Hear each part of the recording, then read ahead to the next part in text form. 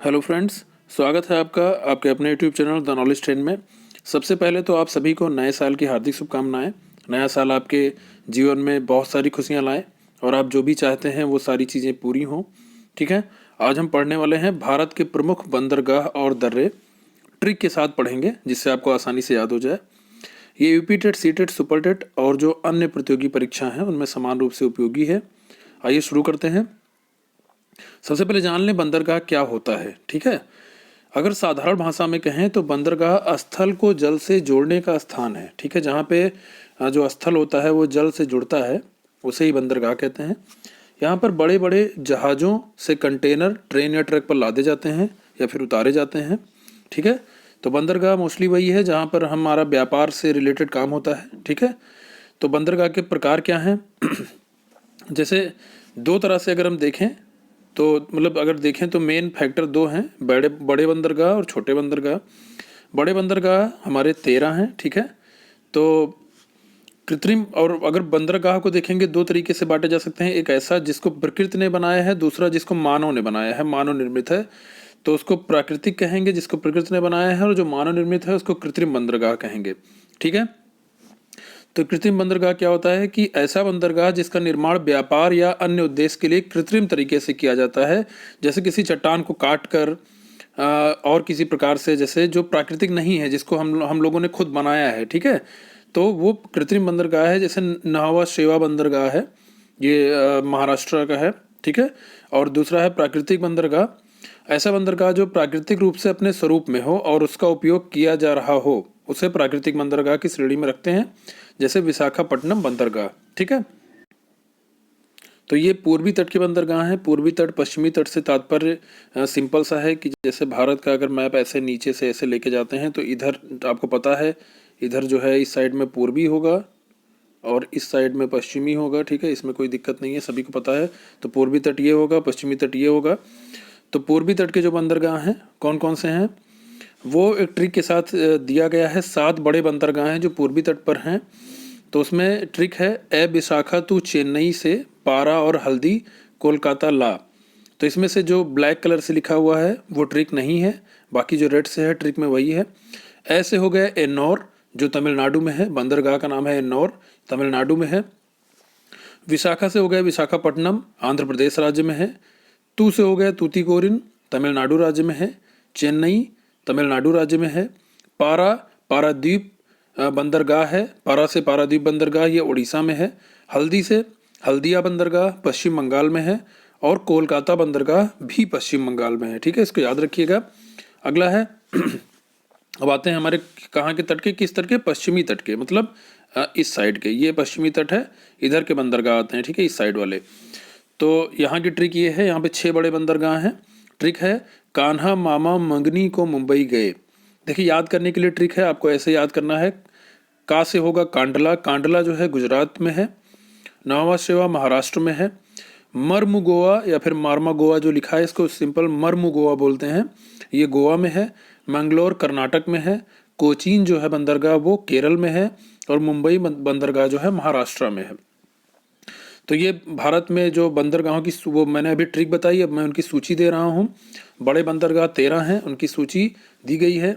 जैसे ये याद करने के लिए नॉर्मली आप ऐसे डायरेक्ट याद कर सकते हैं। कांडला बंदरगाह गुजरात में, मुंबई बंदरगाह महाराष्ट्र में, नावा शेवा महाराष्ट्र में, मर्मू गोवा गोवा में, न्यू मंगलोर कर्नाटक में, कोच्चि केरल में, तूतीकोरिन तमिलनाडु में, चेन्नई तमिलनाडु में। जैसे याद करने का तरीका ये है कि ऐसे नीचे का मैप होता है, यहाँ पे आपका कांडला होगा, फिर मुंबई बंदरगाह, फिर नावा शेवा बंदरगाह, फिर मर्मू गोवा बंदरगाह, फिर न्यू मंगलोर बंदरगाह, फिर कोची बंदरगाह। ठीक है, इसी तरीके से आप याद करते हुए धीरे धीरे पे जाएंगे। ठीक है, फिर उसके बाद में ये आपका जो तूतीकोरिन बंदरगाह, चेन्नई बंदरगाह, ऐसे करके ये एक सीरीज है, उसी के अकॉर्डिंग ये लिखा गया है। ठीक है, हम पश्चिमी से शुरू करके पूर्वी की तरफ का लिखा हुआ है। एन्नौर बंदरगाह तमिलनाडु में है। विशाखापट्टनम बंदरगाह आंध्र प्रदेश में है। पारादीप बंदरगाह उड़ीसा में है। हल्दिया बंदरगाह पश्चिम बंगाल में है। पोर्ट ब्लेयर बंदरगाह अंडमान और निकोबार में है। तो उनका थोड़ा डिटेल जान लीजिए। जो प्रमुख बंदरगाह हैं, जैसे कांडला बंदरगाह, सबसे बड़ी बात यह है कि ये ज्वारीय बंदरगाह है, इसको याद रखिएगा, ये इंपॉर्टेंट है। पूछा जाता है कि इनमें से कौन सा ज्वारीय बंदरगाह है, तो आपको कांडला पे टिक करना है। जब 1947 में कराची का बंदरगाह पाकिस्तान में चला गया तो उसके बाद में ये हुआ कि भारत में ऐसा कोई बड़ा बंदरगाह उस साइड में, गुजरात की साइड में होना बहुत ज़रूरी है। तो वहाँ पे कांडला बंदरगाह बनाया गया, ठीक है। और ये भारत का प्रमुख बंदरगाह है। कांडला बंदरगाह भारत का प्रमुख बंदरगाह है और सबसे बेस्ट और सबसे अमीर बंदरगाह है, ठीक है। ये कच्छ की खाड़ी के तट पर स्थित है। और जो कांडला बंदरगाह का नया नाम है वो है दीन दयाल उपाध्याय बंदरगाह, ठीक है, याद रखिएगा। अगला है मुंबई बंदरगाह, ठीक है। मुंबई बंदरगाह बहुत इंपॉर्टेंट है। ये सबसे पहले जान लीजिए कि मुंबई को भारत की आर्थिक राजधानी कहते हैं, ठीक है, इसको भी याद रखिएगा, इंपॉर्टेंट पॉइंट है। और ये भारत का सबसे बड़ा बंदरगाह है, ठीक है। आपसे प्रश्न पूछे कि भारत का सबसे बड़ा बंदरगाह कौन सा है, तो मुंबई बंदरगाह है, ठीक है।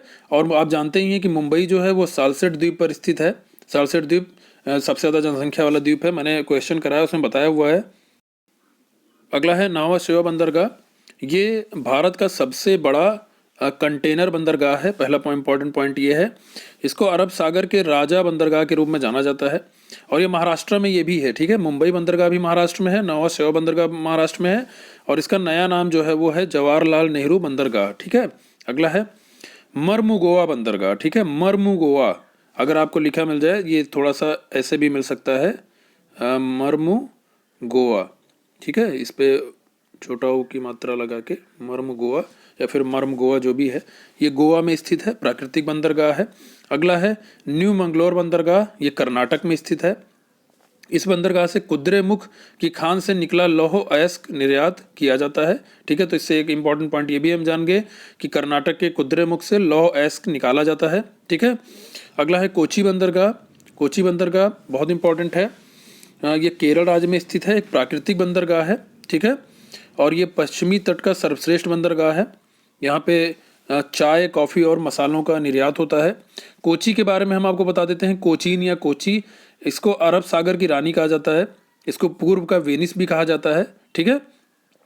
और ये केरल के मालाबार तट के विलिंगटन द्वीप पर स्थित है, ठीक है। अगर आपसे पूछा जाए कोची बंदरगाह कहाँ है तो आप कहेंगे केरल में। केरल में कहाँ? केरल के मालाबार तट पर। तो इसमें इंपॉर्टेंट चीज़ ये भी याद रखिए कि मालाबार तट कहाँ पर है, केरल में है। अगला है तूतीकोरिन बंदरगाह, ठीक है।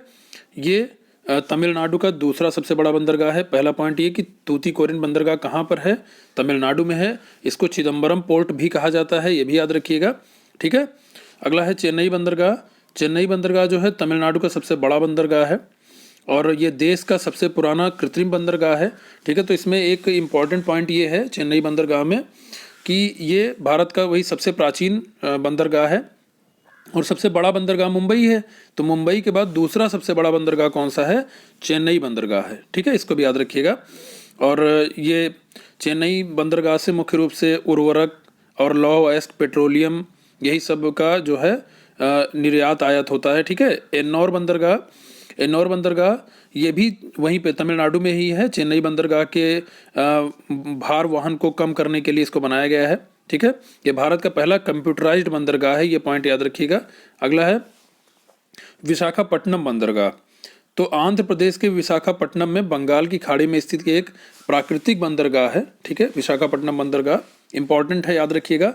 और ये सबसे गहरा बंदरगाह है, ये भी याद रखिएगा, ठीक है।